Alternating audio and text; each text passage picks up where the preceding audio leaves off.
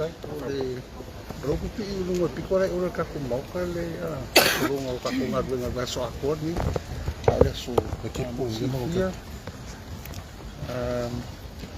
ya lenga maka su ka ngar wengo vai mga mo ka le fa pale aka furu male fa sa fa ka lua ana lo filua lenga I fa mo ka kas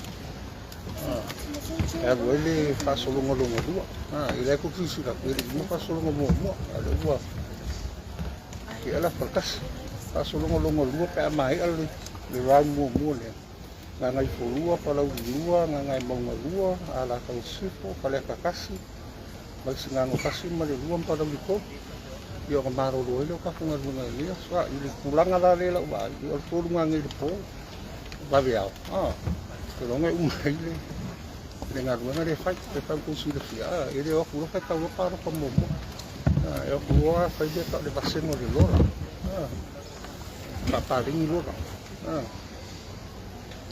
morona ruanga nga pa fai ka rola I ka kara rola I o ka ko tripo fai ka kala maka ko special box fai ka ya papa ko yo olo fai ka no ka ko pa ko rin fai ka mai puoi ka ko pun box ila spray ya ngar bunga ko ara ai le di fai ngar bunga ngar fai ka mo fa rin no pa rin no la po sa olo la puoi me lo pe pa ko mo me fa ya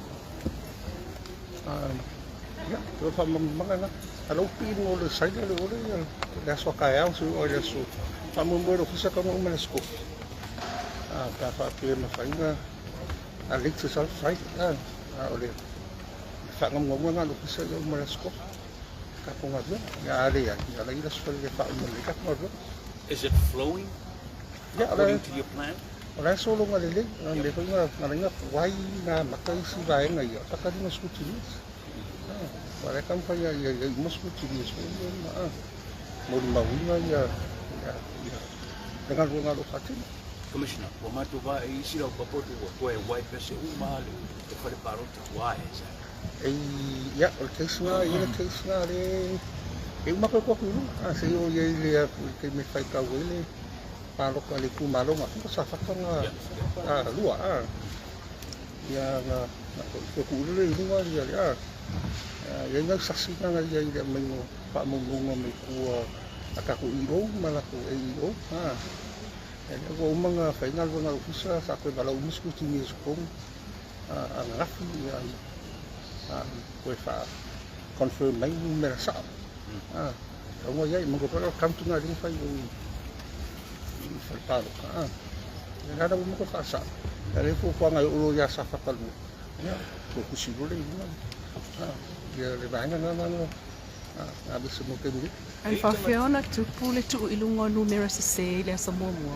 ya ma ko se no me ya me kom lo fisa pe fa po le I o mali go ya si se fo ka yo fa pa lo ko ku rin ka ka lo fisa ka ka le nga haya mai fa nga nga le mi se lo fisa ngai ngo ku fa ni pa lo ka nga haya mai fa ya o ngai sa tingo nga ya ada mo ngai mi fa ri ku me lem fan fa le ma mo go mai ma ku sistem me fa pe Matulanga na le fa na isi umu. Ai sen ngulu le na tupu mai fo ile kama si umu le ese fo fai tau mai o ese fo ile mera le I. Le se keso si umu. Le se keso nga mo ma ya Ya ni to make sa train but to fa di no ngol ngol nga pa sa pull out in the last minute what happened fa fika unia ese fo nga no mai volunteer volunteer vale con el malo along le con along ko le like along ya fo fa nga le ya vai nga le fa le con ya ta fi malo si fa si nga lo so me fa pena ya ya le nga ka malong ka fa ya wo so wo ko mai mera fa le con Porque fai training, sa fai ma training, fai training al IEO, fai training al EO, fai training al Polita, fai training al IT. Asa fica biana, eu mai training isi, au isi le mai. Eu ai CEO ele mai training, ya por lá vai mai so ya kupu melo pa fica o pastel, ya fa fica isso, o telefone fa fica e wifto ale o mai la piti tu sa paro kayo yang to su andalo makaka nga resort yang pa ko sarap kang makulisovinga sa train no resort wala kila makaka ko pa pero officer ai lem se solo officer ngai ya ko fa yo pa ko le ko yo umangal wala kaka ya haya mai ko umala ko nga ko ale fa las ko ngai mga lungai fa ni na pa ko umalo officer ni ya man mala mai ka ko huile ai kele al mo ni pero le abeso runga ma ko ile officer ni ang ngai ngari fa kingo ka kaka ya haya mai officer porque la papa ngal ngal mago yang mereka dengan private sector yo le ngal nga ang fungsi na ilo le pe ko kung sa dong pele Commissioner ulo ko mal ko tanale ang special wala na sai wal fati no ngol pa ro tamel te ngol pa ro ta afo mai la suna post ele uma e mai la so e ta se sui de va on tu mai nei lo toa pa o le mele na tupu na sa o le ase wha amtalanga lau pion sina plus o le sa wa ia sui tau wai whafo ato lo ofisa le wai sui tau wai na sa wa whalu whelo inga le ta what happened? Ya, o le sui ka wai nga sa ulia sa ya le nga bau mai yang kau ke kot whai koa whai roi kula koma ma koe fo le kohi sumu e se lani isu le sui le nga whalu kusi al whasa le nga su mai e se wani su le nga o mai no se mama ele ma ko mo ko la men fi mal mal mal su ya concern la mai pe be nga sa ka la mai concern there is what concern en ba ko ngat nga sa fa des ko la fa pe ka ka se ya fe nga nga le ka umalo hisan What is it legal for you to meet a candidate? Illegal lo wala meet? Yes. Ya. No film comes. Ako kung sino nga paro ko kali mo me ka paro. sa ia le se mo isi sui to ruol pas le se pa ko mai lo pion ate Nga kasya ka lenga mga ote ba ya nga pa lo kus. Nga ka me mis ka ko ngo ka ko pa ko mo ke. O whakatau ni lau whionga le tula i mai te tuatanu o te ni te le pisa anu. O le tulanga mea e mua mua i loa mamau mai e ritu maa lo le ua o le palu. Ai muli whaala tu nei mana tu foi e whasalonga lo pisa. Ia, o le ia kauanga ka ngaka ia. A whamakaranga sa o ai me kau paro ka. Lo pisa nge rua kuai. Ai e se tulanga whaile lau whionga moleanga ilo mana e whaonga ina laval mātonga le whatustal.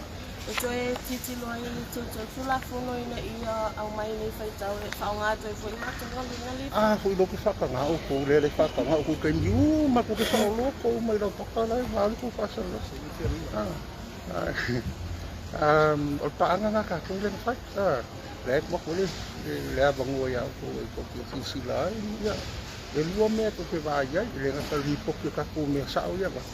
Ia ma ko nga ma ko le pui nga ko kisa ma nga me fai. E se fale tolu tula mai le feita mo palu ta vai mo. E se ta bu E le se lipo ki o ma.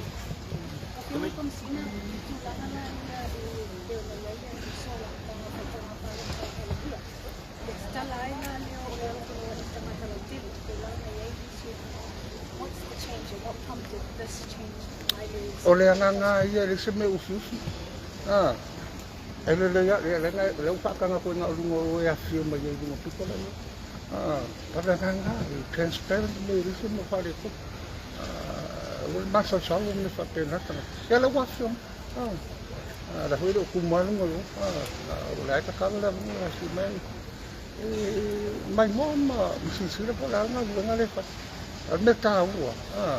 O le mori mau hui le nga ruenga le whangofia. Commissioner, are you concerned with those who are elected candidates on the sofa lau whai mua e tapu no kuanga le neo te?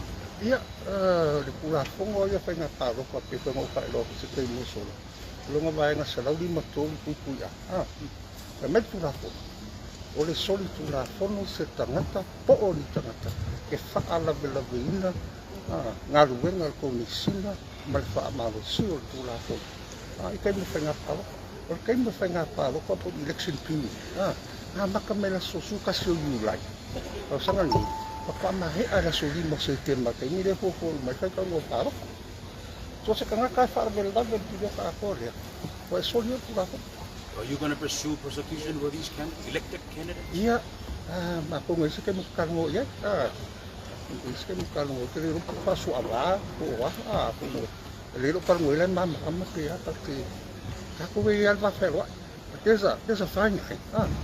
E al me na kai va fe lo ko me fa pena yo ko sa sama. O sila fiala sui al la chovano foi malo fiu pa fa e ba fa.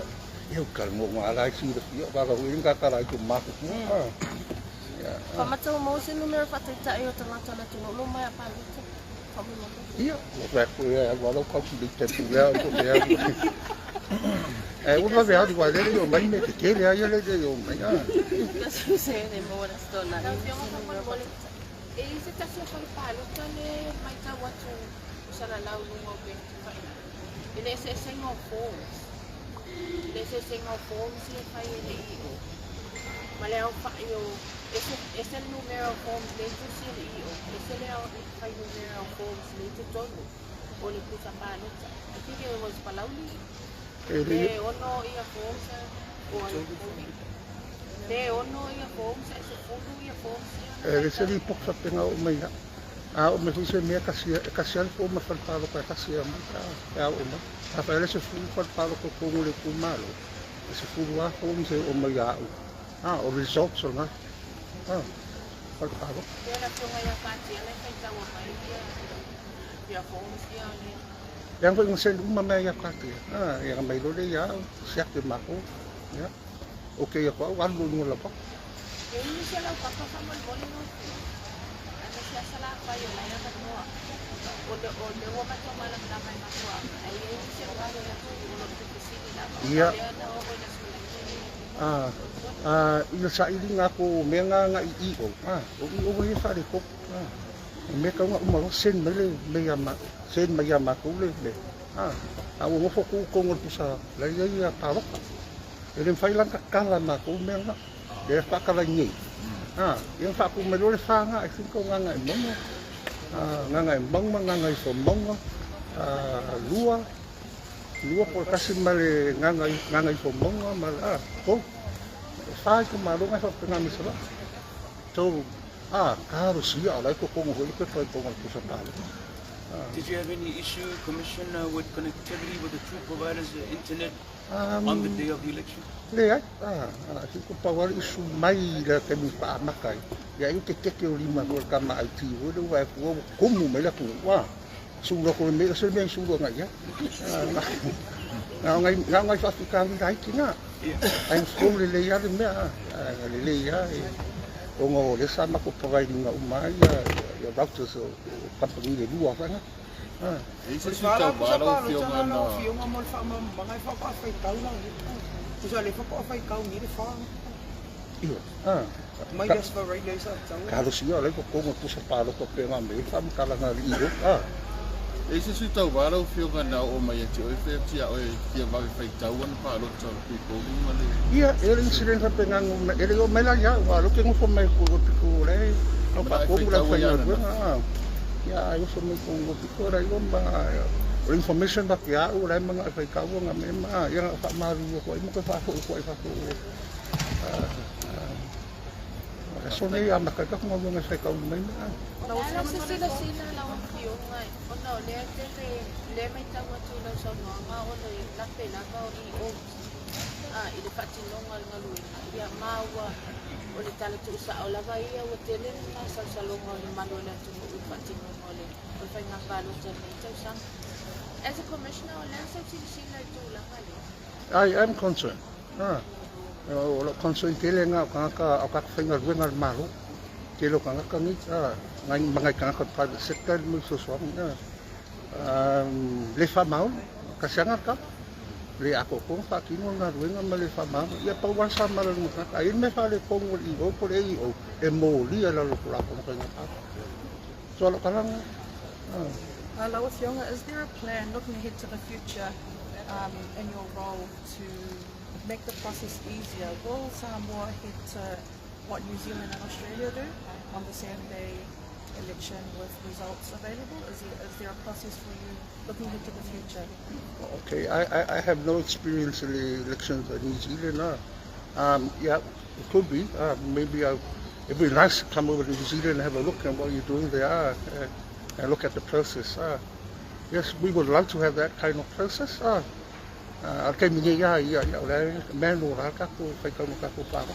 Speaking of manual, they're available via your boards here to the public.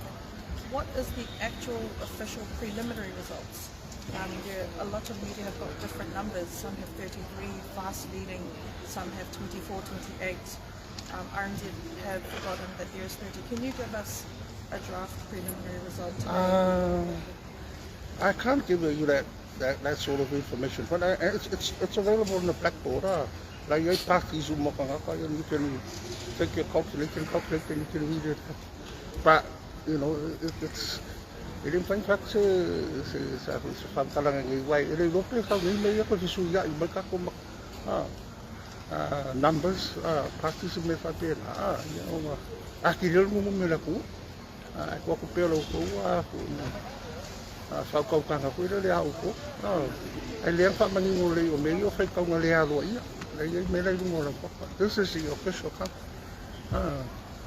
Malo ya kung sa ako ko rin para maka-confirmation mo Olele whamao ni lao tangata whare pārot. Le tau atu ni e lau sao ngalo ki maruksi. Wāia i nei le unga whare pārot, mare whai mo whare pārot, wa mafu ai. Le whasasi ai o whai numela, wā whaina uno le whatino ngā runga tangata sa train e lau. Ia, pero kuranga nga, mag-o le information ni may kuwa. May le sa all information. Ko nga mela nga ko per Tesla le sa pak. Ya, le raw may le sa. Le fe malo le su pa. Ya le magmesa. Ya le yak pa lo kale si. O me fa pe ma ali fa pe di mama ya. La nga ka o le office. Ai lo ma ko le fa ki ngonga ngo ka ko le haya me fa ki ngonga ngo. Ai fa ma ni was sorry to la fono tanto fengala. Mau ni o sol kula ko pat fengala. Ya, ka yung hayam. Ela veo mai la lo kula fo. Ka ya hayam. Le voi la fa ma do ki sa ki so pa. So la ngala wo umal la ko dunya wo ko ka la ko ka fengala ngala bisa. So legally, na fa charge la lo kula ko ta fa so me fa le ko wala ko fa. O me ngale po le ma ko fa. Fa pe se ona tupu. O le ofisa komisia whainga pāruta ua lapa ni tauto mai o whaatino nga le. Le tawhaioi lapa nea tau i o. Ai se ana le toki e lapa mai hisi mai te tono le ofisa ringa ia awai ne kunda i mai whaatau. Ya, lo ofisa ngai le a koso lima so fulo ha. E lua sfulu kama ki tempu ia nga whainga wenga mai ka di nga lengta fa le skala apili la kau sanga le kia. Makhaya nga mea yang wa. Dele lus fulu le lima lua ila whainga lunga kaini.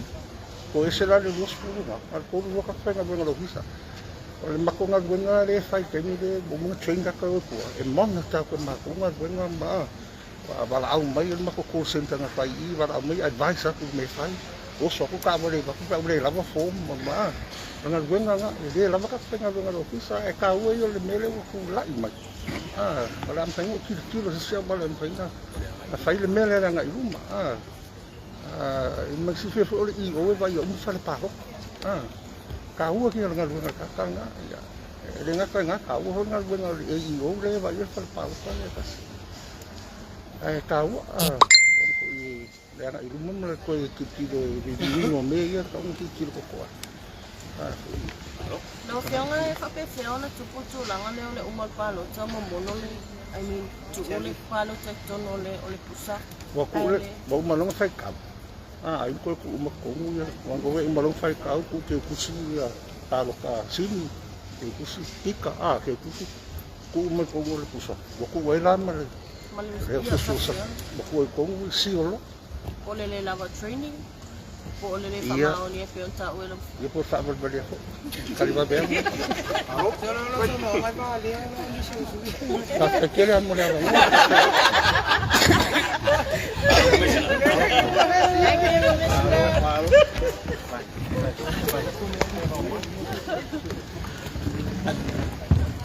Não estou falando tu já. É umile time, umile process. E uli le. E umi ona whatatali. Ia se taunu unga. Le whai taunga leo lo whai taimine iwa. O tauna tale break. O tauna whai se whamano stino. Ai o talala tamai na.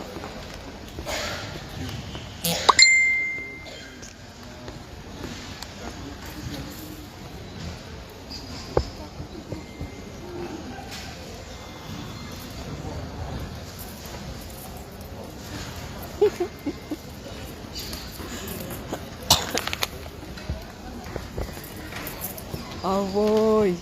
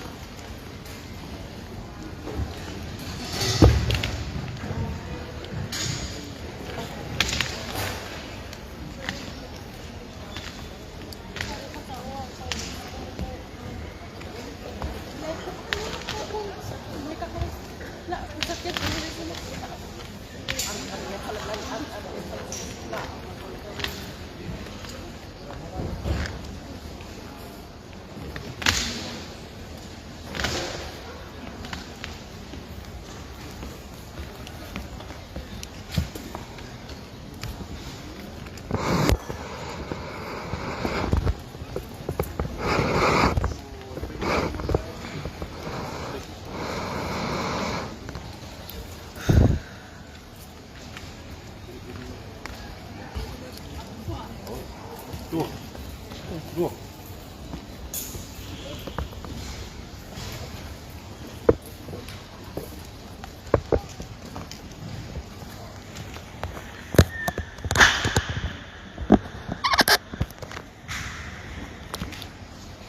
Ia o fōringa na ia tāle toru le waweau pe whato atu I lunga ia le whaitaunga lai whai taimi le nei o ngoka koe campi so ono sa I mai la a whai o le nai te whatatali mai po le ale e taimi e taunu ai pe pipi ia I lunga ia le lisi a lau suita wā ia whamani atu e le ti I lunga taimi nei tato ono sa I uma ia I o le tapuai e le sili le tai nai lo le tapuai.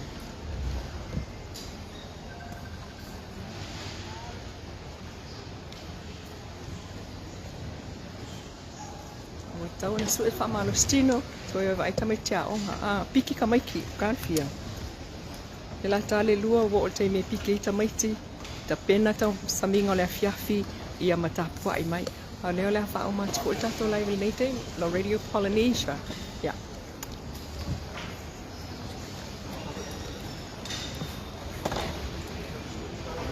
This is Samoa Global.